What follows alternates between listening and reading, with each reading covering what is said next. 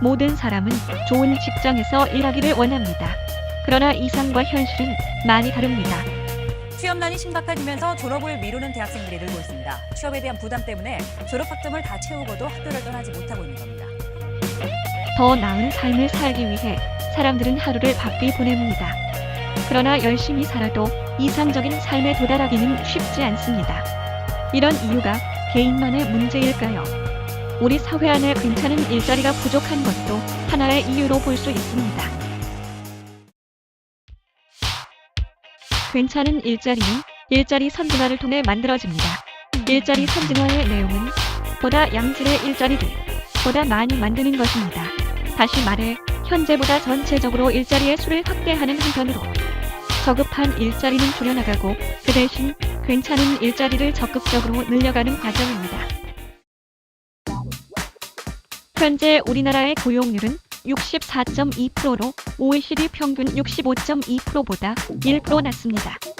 다른 국가와 비교해보면 고용률이 높은 편에 속하는 독일보다 9%, 아이슬란드에 비해서는 16% 가까이 낮습니다.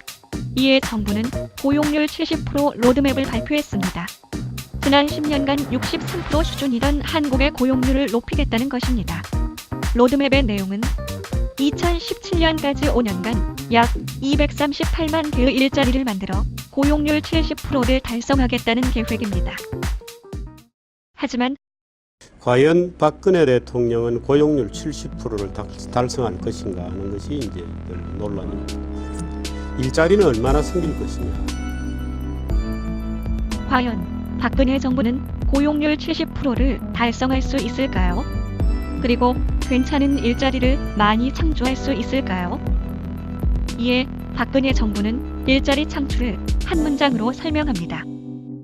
지금 일자리 창출이라는 것이 정부의 가장 중요한 과제라고 할 수 있는데 아무리 우리 모든 국민이 바라면서 일자리 창출 이렇게 외쳐봐도 규제 혁신이 없이는 아무 소용이 없습니다. 그래서 오늘 여러분들이 이렇게 기억을 하셨으면 하고 제가 말을 하나 지어냈습니다. 규제 개혁이라고 쓰고 일자리 창출이라고 읽는다. 규제 개혁이라고 쓰고 일자리 창출이라고 읽는다. 그렇다면 일자리 창출과 규제 개혁은 어떤 관계가 있을까요? 규제 개혁은 시장에 대한 인위적 개입 축소 등을 통해 경쟁을 활성화시킵니다. 또한 기업의 혁신을 촉진함에 따라 경제의 생산성을 향상시키고 성장 잠재력을 높이는 것으로 알려져 있습니다. 규제 개혁의 경제 성장 파급 경로를 단계별로 보면 다음과 같습니다. 이어서 규제 완화의 총 생산성 증대 효과를 알아보겠습니다. 한국은행 연구 결과 규제가 10% 완화되면 총 생산성 증가율은 약 0.3%포인트 확대되는 것으로 나타납니다.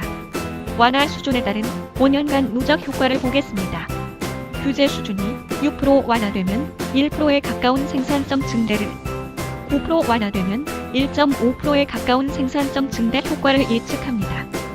즉, 규제 완화는 성장 잠재력 확대에 효과적인 것으로 나타납니다. 국내 규제의 형태는 무척 다양합니다. 또한 기업들은 갖가지 규제에 발목이 잡히고는 합니다. 규제를 권한으로 보는 정부 부처의 태도도 규제 축소의 소극적인 원인입니다. 대표적으로 투자를 가로막는 규제인 부처 간 중복 규제는 관련 부처가 모두 합의해야 하기 때문에 풀려고 해도 풀기가 힘든 실정입니다. 18대 국회에서 발의된 법률안 가운데 63%가 규제를 신설 또는 강화하는 내용이었습니다. 규제가 우리의 창조적 경제 활동을 방해하고 있습니다. 청년 취업 인턴 지원 제도는 그 사업장 자격이 상시 근로자 5인 이상의 중소기업에 제한되어 있습니다. 정작 저희처럼 인건비 지원이 많이 필요한 창업 초기 회사는 지원 대상에 속하지 않는 것이죠. 많은 기업들이 불필요한 규제가 풀리길 원합니다. 과감한 규제 개혁이 기업들의 창조적 경제 활동을 촉진할 수 있을 것입니다. 더불어 이에 따른 기업 경영 여건 개선으로 괜찮은 일자리가 늘어나 청년 취업의 문을 넓힐 것입니다. 결과적으로 이는 우리나라의 경제 성장에 도움이 될 것입니다.